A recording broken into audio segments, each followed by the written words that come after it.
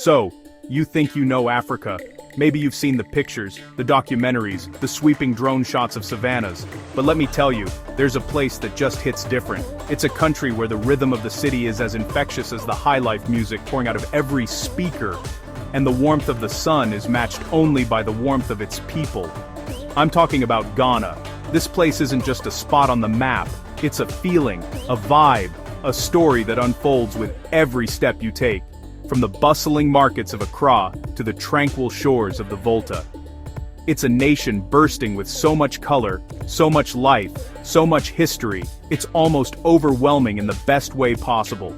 Now, trying to capture all of Ghana in one video is like trying to fit the entire ocean into a teacup. It's just not going to happen. But what we can do, what I want to do with you today, is take a journey through 10 places that I think truly represent the heart and soul of this incredible nation. These aren't just tourist traps or dots on a map. These are the places where history whispers from ancient walls, where nature shows off its most spectacular creations, and where the culture is so rich you can practically taste it. Each destination tells a different chapter of Ghana's story, and together, they paint a picture that is both profound and breathtakingly beautiful. So, grab your notebook, open up your travel app, or just lean back and get ready to be inspired. We're about to dive deep into the very best of Ghana. Whether you're a history buff, a nature lover, a beach bum, or someone just looking for a new adventure, I promise you, there's something here for you. This is more than a travel guide. It's an invitation to discover the vibrant, resilient, and utterly captivating spirit of Ghana. Are you ready? Because our journey starts now. Our first stop has to be Accra. Now, some people will tell you to get out of the capital as fast as you can, but I say, hold on a minute. Accra is the perfect introduction to the beautiful chaos of Ghana. It's this incredible mix of old and new, where shiny office buildings stand just a stone's throw away from bustling, centuries-old markets. You can start your day paying respects at the Kwame Nkrumah Mausoleum, a place that feels grand and important, honoring the man who led Ghana to independence. It's a powerful reminder of the nation's journey. Then, just when you think you've got a handle on the city's history, you dive headfirst into Makola Market. And let me tell you, Makola Market is not for the faint of heart. It's a sensory overload in the most amazing way. The colors of the fabrics, the smell of spices and street food, the sound of vendors calling out, the sheer energy of it all. It's the city's heartbeat, loud and clear. You'll find everything here, from handcrafted beads to fresh mangoes that will ruin all other mangoes for you forever. And after all that beautiful chaos, you can end your day at Labadi Beach. It's not the quietest beach, mind you. It's a party, with music, horseback riding, and people just celebrating life by the ocean. Accra is modern, it's traditional, it's history, it's pure energy. It's the perfect place to begin. Alright, from the concrete jungle, we're heading into a real jungle, Kakum National Park. Now, I've been to a few forests in my time, but there's something different about Kakum. It's not just about the trees, it's about your perspective. The main event here is the canopy walkway. And let me be clear, this is not your average bridge. It's a series of 7 suspension bridges hanging over 130 feet in the air, stretching for more than 1,000 feet through the treetops. When you first step onto it, and it sways just a little bit, your brain goes, nope, absolutely not. We are not doing this. But then you take another step, and you look around. You're literally walking in the sky, at eye level, with monkeys and birds you'd normally only see from way, way down below. You're a guest in their world. The fear melts away, and it's replaced by this incredible sense of awe. You can hear the symphony of the forest, the insects, the birds, the rustling leaves, and you realize just how alive this place is. The park is home to forest elephants, bongos, and countless species of birds. You might not see them all, but you can feel their presence. Kakum isn't just a walk, it's an experience that completely changes how you see the natural world. This next one is heavy. It's not a fun stop, but it is an essential one.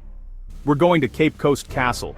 From the outside, it looks almost beautiful, a whitewashed fortress standing against the bright blue of the Atlantic Ocean. You see the cannons, the high walls, and you might think of pirates or colonial battles, but once you step inside, the air changes, the temperature drops, you walk through the door of no return, the same door that millions of enslaved Africans passed through before being forced onto ships, never to see their homeland again. It's a gut punch. The local guides here don't just give you a history lesson, they share stories. They take you down into the dungeons, these dark, cramped spaces, where hundreds of people were held in unimaginable conditions. You can still feel the weight of the suffering in those rooms. It's dark, it's suffocating, and it's profoundly moving. Standing there, you're not just learning about the transatlantic slave trade, you are standing in the very heart of its horror. Visiting Cape Coast Castle is an emotional, heartbreaking experience, but it's a necessary pilgrimage. It's about honoring the past and understanding a history that has shaped the world. You don't leave the same person you were when you walked in.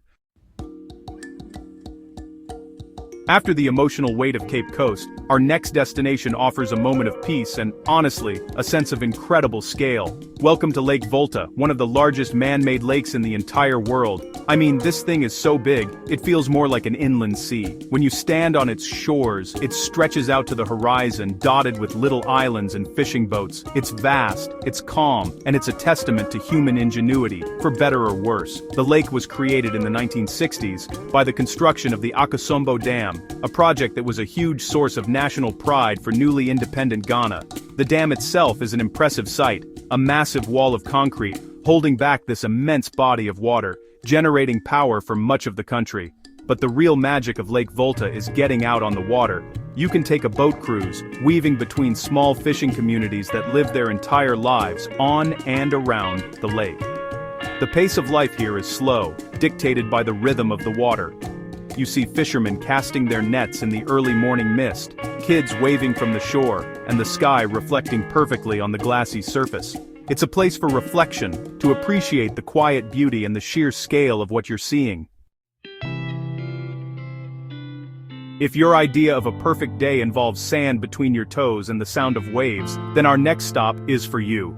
We're heading to Busua Beach. Now Ghana has a lot of coastline, but Busua has a special kind of magic. It's this long, golden crescent of sand that feels both lively and laid back at the same time. It's known as one of the best spots for surfing in Ghana, whether you're a pro or, like me, someone who spends more time falling off the board than riding it. There are surf schools right on the beach, so you can just show up and give it a go. The vibe is super encouraging, nobody's judging, but Busua is more than just a surf spot. It's the kind of place where you can find your own little patch of paradise and just be. You can lie in a hammock under a palm tree with a good book, go for a long walk along the shore, or watch the local fishermen bring in their daily catch. And the food. Oh, the food. You can get fresh lobster, barracuda, or snapper grilled right there on the beach, served with a side of spicy Cheeto and a cold beer. As the sun sets, the sky explodes with color, and the whole beach just glows. Busua is the ultimate chill-out spot, a place to recharge your batteries and just enjoy the simple pleasures of life. Okay, time for a safari. But this isn't your typical stay in the jeep or else kind of safari. We're going up north to Wli National Park, Ghana's largest wildlife refuge. The landscape here is different, sprawling savanna woodlands that feel ancient and wild. And the main attraction, the stars of the show, are the elephants. Mole is famous for them, but what makes this experience so unique is that you can go on a walking safari. Yes, you heard me. You, on your own 2 feet, with a trained guide, tracking elephants through the bush. It is both thrilling and incredibly humbling. There's nothing quite like the moment you round a bend and see a family of elephants just being elephants, grazing, playing in a water hole, completely unbothered by your presence. You're not just observing them from a distance, you feel like you're sharing their space, and it's not just about the elephants. The park is teeming with life. You can spot antelope, warthogs, crocodiles, and hundreds of species of birds. The guides are amazing. They can spot an animal from a mile away and know the name of every bird just from its call. Wli National Park offers a raw, unfiltered connection with nature that you just can't get from behind the window of a 4x4. Get your hiking boots ready because we are heading to the Volta region to see something truly spectacular. Wli Waterfalls. Pronounced Wli, this is the highest waterfall in Ghana, and trust me, it's worth the journey. The adventure starts with a beautiful, relatively easy 45-minute walk through a lush forest. You're crossing these little wooden bridges over babbling streams, surrounded by towering trees and thousands of butterflies. It feels like you've stepped into a fairy tale. The air gets cooler, and then you start to hear it. A low rumble that gets louder and louder with every step. And then you see it. The lower falls. Water cascading down a sheer cliff face from over 200 feet up, crashing into a large, crystal-clear pool below. The spray feels amazing after the walk, and you can jump right in for a swim. It's absolutely breathtaking. But for the more adventurous, there's a second part. A much tougher, steeper hike up the mountain to the upper falls. It's a workout for sure, but the reward is a whole other level of beauty and total solitude. Wli isn't just a waterfall, it's a whole experience, a perfect blend of effort and reward, surrounded by the most incredible display of nature's power and beauty. We're heading north again, but this time to a city. Tamale is the capital of the northern region, and it feels like a different world from Accra. The pace is a little slower, the air is drier, and the culture is distinctly unique. You'll immediately notice the architecture. Traditional round huts with thatched roofs sit alongside mosques with beautiful, intricate designs. Tamale is a hub, a meeting point for the diverse cultures of northern Ghana, and you can feel that energy in the streets. Bikes and motorbikes are the main mode of transport, weaving through the wide, dusty roads. This city is a treasure trove for anyone interested in crafts. You can visit artisan workshops and watch as weavers create the famous northern smocks, or fugu, with incredible skill. The markets here are different too. You'll find shea butter, intricate leather goods, and spices you won't see down south. And the food. You have to try the local dishes like tuo zaiafi, or wakie, from the place where it's said to have originated. Tamale isn't about big monuments, it's about immersion. It's about talking to people, exploring the markets, and getting a real taste of the rich and proud culture of northern Ghana. It's the heart of the north, and it beats strong. For our next stop, we're looking for pure tranquility, and we find it in Adafoa. This town is situated in a truly special location, right where the massive Volta River finally meets the Atlantic Ocean. This meeting of freshwater and saltwater creates this unique, serene ecosystem that is just perfect for escaping the hustle of the world. The vibe here is incredibly relaxed. It's all about quiet beaches, gentle river currents, and wide open skies. Forget the party beaches. This is where you come to listen to the sound of the water and the birds. Adafoa is a paradise for water lovers. You can go kayaking or paddleboarding on the calm river, take a boat trip to the estuary to see the exact point where the two bodies of water collide, or just find a quiet spot on a sandbar and feel like you have your own private island. It's also a fantastic spot for birdwatching, with the estuary attracting a huge variety of coastal and migratory birds. The whole area feels untouched and peaceful.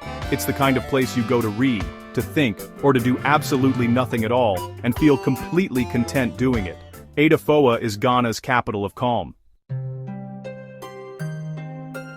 For our final destination, we're climbing up into the hills for a literal breath of fresh air. Just a short drive from Accra, the Aburi Botanical Gardens feels like another world entirely. The temperature drops, the air is crisp and clean, and you're surrounded by the most incredible collection of plants and trees. Established during the colonial era, the gardens have this wonderful old-world charm. You can walk along avenues lined with towering palm trees that are over 100 years old, creating these majestic, natural cathedrals that arch over the path. It's a place for a slow, leisurely stroll. You can explore the different sections, discovering exotic plant species from all over the world, alongside native Ghanaian flora.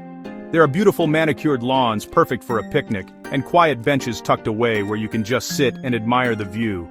You can even find the remains of a helicopter from a crash in the 70s, now overgrown with vines, a strange and fascinating piece of history reclaimed by nature.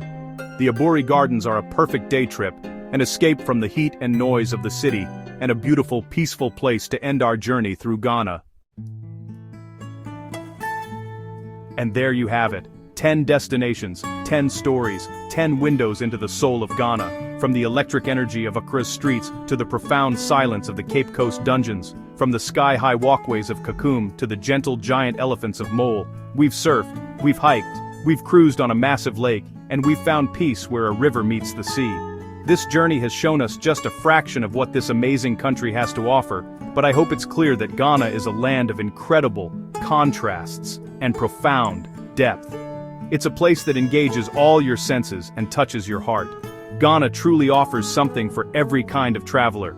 If you're a history buff, the stories etched into the castle walls will move you to your core. If you're a nature lover, the sheer biodiversity of the forests and savannas will leave you in awe. If you just want to relax on a beautiful beach with some grilled fish, well, Ghana has you more than covered. The real magic isn't just in the places, but in the people, the music, the food, and the unbreakable spirit you feel everywhere you go. I hope it's inspired you to dream, to plan, and to go. Come and write your own chapter in this incredible story. Discover the warmth, the beauty, and the rhythm of the Black Star of Africa. Thank you so much for joining me on this journey. Until next time, travel safe, and travel with an open heart.